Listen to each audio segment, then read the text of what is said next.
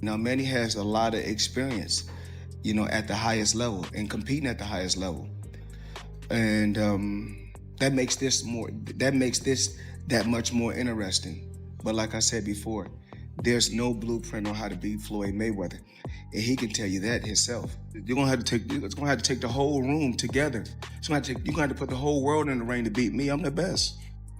He's always claiming that he's a greatest of all time. My question is like this: in which part that he can claim that he's the only one?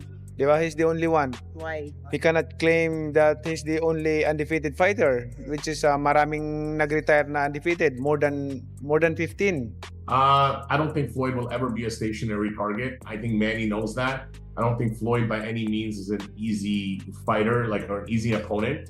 Don't expect Floyd to be a stationary target. That's not Floyd. Floyd is Floyd. I mean, there's a reason why he's nicknamed the greatest of all time. There's a reason why he's the GOAT. There's a reason why. Floyd Mayweather erupted in a heated live interview, angrily telling Manny Pacquiao to focus on the ring, claiming Manny already knows his power from their first fight, and that no one can beat him. That makes this that much more interesting. But like I said before, there's no blueprint on how to beat Floyd Mayweather, and he can tell you that himself. You're gonna have to take the whole room together. You're gonna have to put the whole world in the ring to beat me. I'm the best. Manny Pacquiao fired back, saying Floyd Mayweather is older and that his 8 division wins mean little, insisting he is the better fighter despite Mayweather's fame. Than me. I'm still young, so and I'm always active with this sport. So what I have done and accomplished in boxing, I think it's one of a kind, because to get a 8 different weight division is not that easy. So that's a prestigious accomplishment in boxing. And I'm not trying to boast what I have accomplished in life, but I'm just saying this to repeat. You might forget that accomplishment. Manny Pacquiao says time doesn't matter, claiming he still has the power and feels young enough to compete at a high level. I learned a lot on that fight. Way back 2015, I think we become mature right now, and how to handle it, and I hope that it will not happen again, the way it is last 2015. It's the experience is not really 100%, but I'm hoping for this time around no more excuses, especially to my condition, and also for everything. I'm so excited and ready to the fight.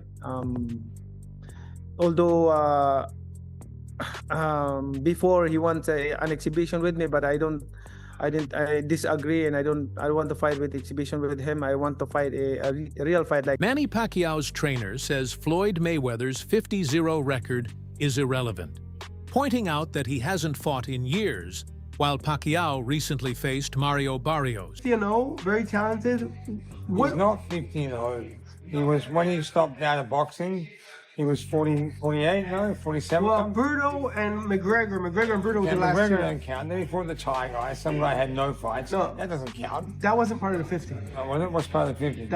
McGregor's not a boxer. He went 10 rounds. If they did MMA, but Floyd carried him. By the way, counterpicked Mayweather to beat Manny in a rematch. Never happened. That's what he said. Yeah.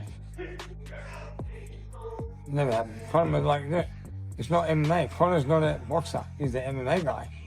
If the roles were reversed, Floyd gets destroyed in about 40 seconds. Conor just takes him down. But Mike Tyson gave Conor credit that he said he went 10 rounds with the pound-pound 0-0. I wasn't. Floyd. Wade Plemons analyzes the situation, saying both Floyd Mayweather and Manny Pacquiao are legends who have achieved everything to become champions. But at this stage, a rematch is unnecessary. Pacquiao, the biggest fight that's ever happened in combat sports. It wasn't at their best. We'll talk about how I think this version's going to go, but what was it? 4.2 million pay-per-view buys, the biggest fight we thought we'd ever see, and it may still be that, but this is going to do numbers as well, no doubt about it. But the reason this fight is at least more interesting to me now than either of their exhibitions, and yeah, I'm throwing away how the first fight went and that they were past their prime in that one, and that I may be getting the wool pulled over my eyes for what we actually might see. But let's be honest though, Floyd's 49, Manny's 47. We know what we're going to get. They're not going to be in their prime. We don't expect them to be in their primes. But Manny Pacquiao just came off a world title fight where I thought he beat Mario Barrios. I thought he beat him. Now, granted, it was a draw, and we just saw Mario Barrios get absolutely skunked by Ryan Garcia. It's showing us that, one, like I've said, Mario Barrios is one of the worst world champions in boxing. Tim Bradley says that with Floyd Mayweather and Manny Pacquiao returning, other retired fighters might be tempted to come back by the huge payday opportunities. Pacquiao Mayweather about to go back at it in September.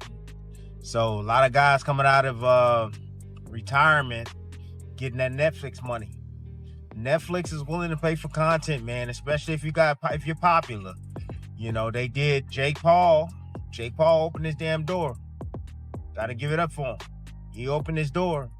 And Mike Tyson, they've done other events as well. You know, Katie Taylor and Serrano as well. However, I was thinking De La Hoya was next. De La Hoya, you coming out of retirement?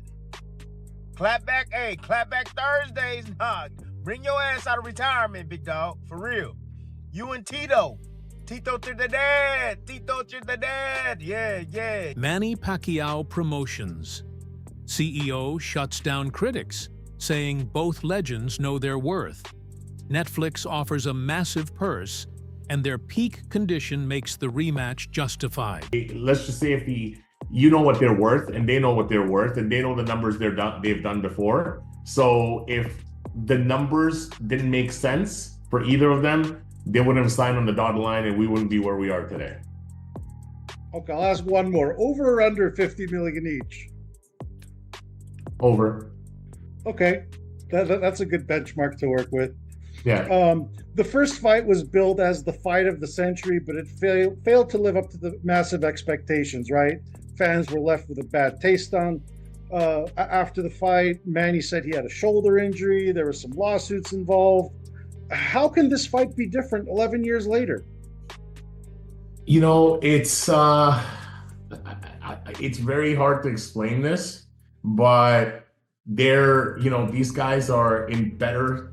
Luke Thomas emphasizes that this upcoming fight will be an official professional bout, counting on Floyd Mayweather's record.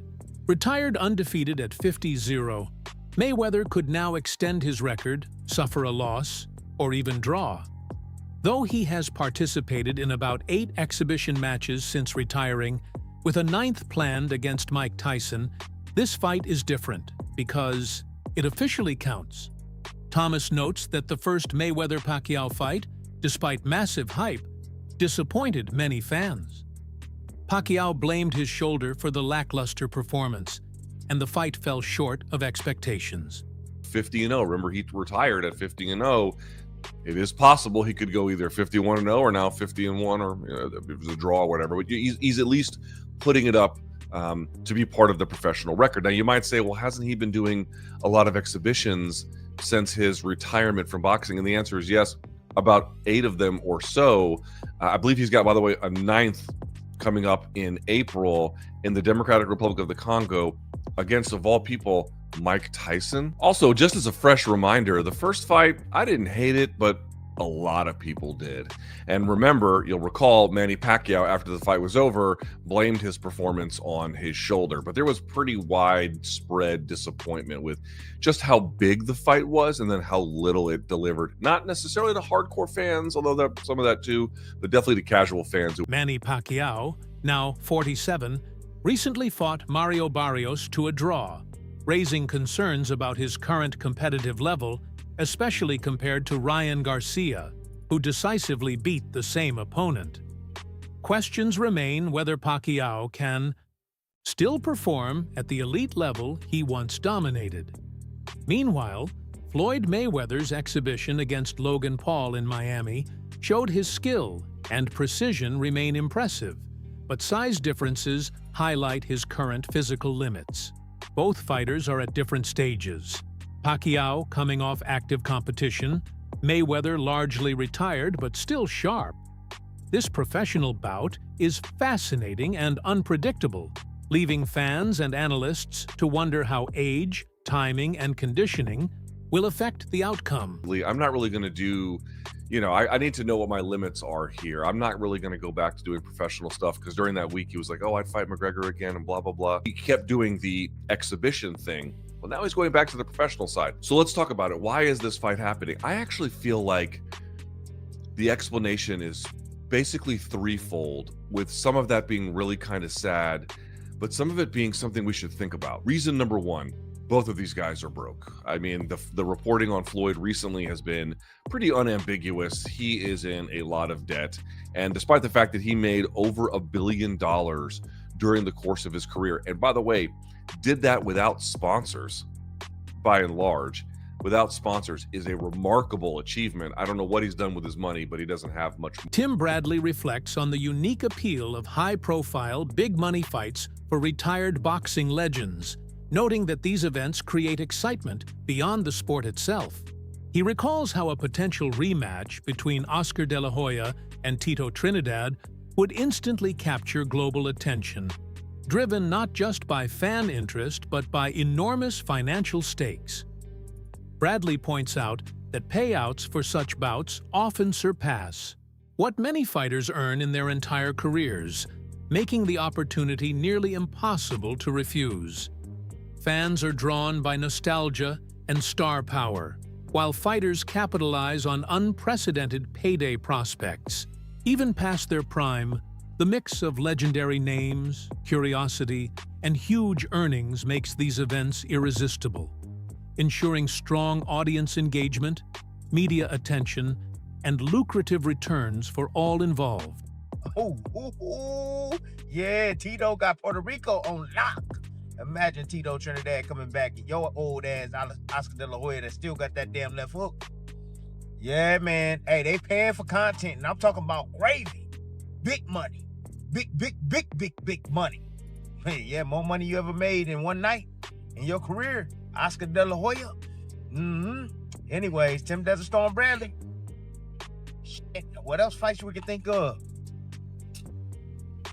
Aid Oladipo offers a thoughtful view on boxing's evolution, recalling the era when Floyd Mayweather dominated the ring. He describes watching Mayweather's technique, strategy, and precision as mesmerizing, from early training to high-stakes professional fights, earning admiration from fans, including Oladipo himself.